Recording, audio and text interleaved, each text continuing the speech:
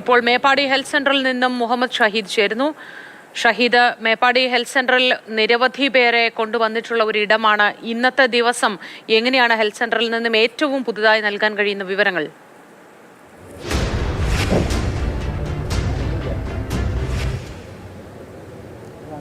Moti, Meppadi health സെൻ്ററിലേക്കാണ് ഈ ദുരന്തത്തിൽ മരിച്ചവരുടെ കണ്ടെടുക്കുന്ന മൃതദേഹങ്ങൾ കൊണ്ടുവരുന്നത്. ഈ കേന്ദ്രത്തിലേക്കാണ്.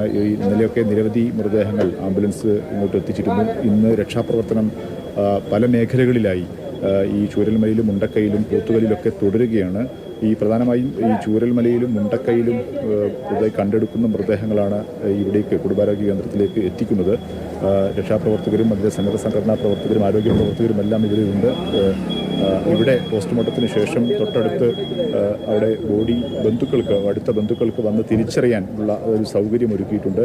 അങ്ങനെ തിരിച്ചറിയുന്ന മൃതദേഹങ്ങൾ പിന്നീട് സംസ്കാരത്തിനായി മാറ്റുന്നു.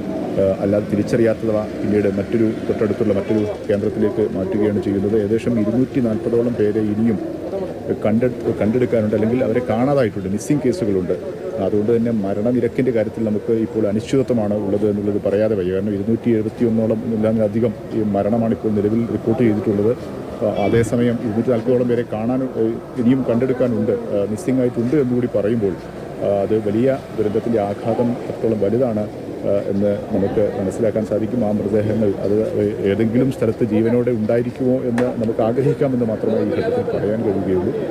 അതുകൊണ്ട് തന്നെ ഇന്ന് രക്ഷാപ്രവർത്തനം വളരെ ഊർജിതമായി നടത്തുന്നുണ്ട്. നമ്മളെ പ്രതിനിധികൾ റിപ്പോർട്ട് ചെയ്തതുപോലെ തന്നെ മുണ്ടക്കയിൽ കൂടുതൽ ഹിറ്റാച്ചി ഉൾപ്പെടെയുള്ള ഉപകരണങ്ങൾ എത്തിച്ചുകൊണ്ട്, കട്ടിംഗ് മെഷീനുകൾ എത്തിച്ചുകൊണ്ട്, അതുകൊണ്ട് തന്നെ അവിടെ രക്ഷാപ്രവർത്തനം കൂടുതൽ വേഗത്തിലാക്കുമെന്നാണ് നമ്മൾ മനസ്സിലാക്കുന്നത്. ഒപ്പം തന്നെ ഈ ചൂരൽമലയിലും അങ്ങനെയാകുമ്പോൾ കൂടുതൽ ആളുകളെ ഇന്ന് കണ്ടെടുക്കാൻ കഴിയും എന്ന് നമ്മൾ പ്രതീക്ഷിക്കുന്നുണ്ട്. അങ്ങനെ വരുന്ന സമയത്ത് കണ്ടെടുക്കുന്ന ആളുകളെ ഈ പ്രദേശത്ത് കൊണ്ടുവരും. ഒപ്പം തന്നെ ഇന്ന് മുഖ്യമന്ത്രി ഇന്ന് വയനാട്ടിൽ എത്തുന്നുണ്ട്. അവരുടെ നേതൃത്വത്തിൽ അവലോകന യോഗം പ്രധാനമായും നടക്കുന്നുണ്ട്. ഇപ്പോൾ ഡോക്ടർ സന്തോഷ് കുമാർ നമ്മോടൊപ്പം ചേരുന്നുണ്ട്. ഡോക്ടർ, എത്രത്തോളം ഇവിടെ ഈ മൃതദേഹങ്ങൾ ഉൾപ്പെടെയുള്ള ആളുകൾ എത്തുന്നുണ്ട്, പരിക്കേറ്റവർ എത്തുന്നുണ്ടല്ലോ, എത്രത്തോളം അവർക്കൊക്കെ ആരോഗ്യം ഒരുക്കാൻ, സുരക്ഷ ഒരുക്കാനൊക്കെ എത്രത്തോളം? 8000 പേര് കണ്ടിട്ട് ക്യാമ്പിലുണ്ട്. നമ്മളിപ്പോൾ ചൂരൽമലയിലെ ക്യാമ്പിലേക്ക് പോവുകയാണ്. ഇപ്പോൾ അവിടെ ഈ പാലം വന്നിട്ട് ഓപ്പൺ ചെയ്ത സ്ഥലമാണ്. കുറച്ച് പേര് ഇഞ്ചേർഡ് ആയിട്ടുണ്ടെന്ന് തോന്നുന്നു. അപ്പോൾ അങ്ങോട്ടത്തേക്ക് പോകാനുള്ളൊരു ശ്രമത്തിലാണ്. ഏറ്റവരെ എത്തിക്കുന്നവർക്കൊക്കെ ചികിത്സ ലഭിക്കാനുള്ള സൗകര്യമൊക്കെ ഉണ്ടോ? പരിക്കേറ്റവര് വാസ്തവത്തിൽ ഈ ക്യാമ്പിലുള്ള കുറച്ച് പേരൊക്കെയാണ് ഉള്ളത്. പക്ഷേ അവിടെ ബാക്കിയുള്ള പ്രശ്നങ്ങൾ ഇപ്പോൾ നമ്മളിപ്പോൾ മെഡിക്കൽ ടീം ഇന്നലെ പോയിരുന്നു. 10ഓളം മെഡിക്കൽ ടീം പോയിരുന്നു. ഇന്ന് അടുത്ത മെഡിക്കൽ ടീം ഇവിടെ ഇന്ന് 15ഓളം മെഡിക്കൽ ടീം പോയിട്ടുണ്ട്. ആശുപത്രിയിലുള്ള മെഡിക്കൽ സംഘമുണ്ട്. അപ്പോൾ അങ്ങോട്ട് ഔട്ട്റീച്ച് ക്യാമ്പുകളാണ് നടത്തുന്നത്. ഇങ്ങോട്ട് വരാനുള്ള സൗകര്യം കുറവായതുകൊണ്ട് ഈ ബോഡി മൃതദേഹങ്ങളിൽ മിസ്സിംഗ് കേസുകൾ കൂടുതലുണ്ട്. മിസ്സിംഗ് കേസുകളുണ്ട്.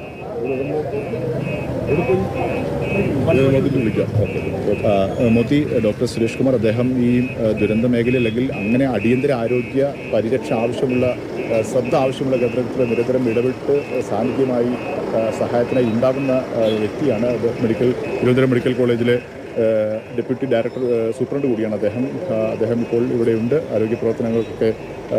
ശരി, ഷഹീദിലേക്ക് ഞാൻ തിരികെ വരാം. മേപ്പാടി ഹെൽത്ത് സെന്ററിലാണ് ഇപ്പോൾ ഷഹീദ് ഉള്ളത്. അവിടെ എല്ലാ തരത്തിലും ചികിത്സ ലഭ്യമാക്കുന്നുണ്ട്. പരിക്കേറ്റവർക്ക് മൃതദേഹങ്ങളാണ് കൂടുതലായി അങ്ങോട്ടേക്ക് എത്തിക്കുന്നത്. ഷഹീദിലേക്ക് തിരികെ വരാം.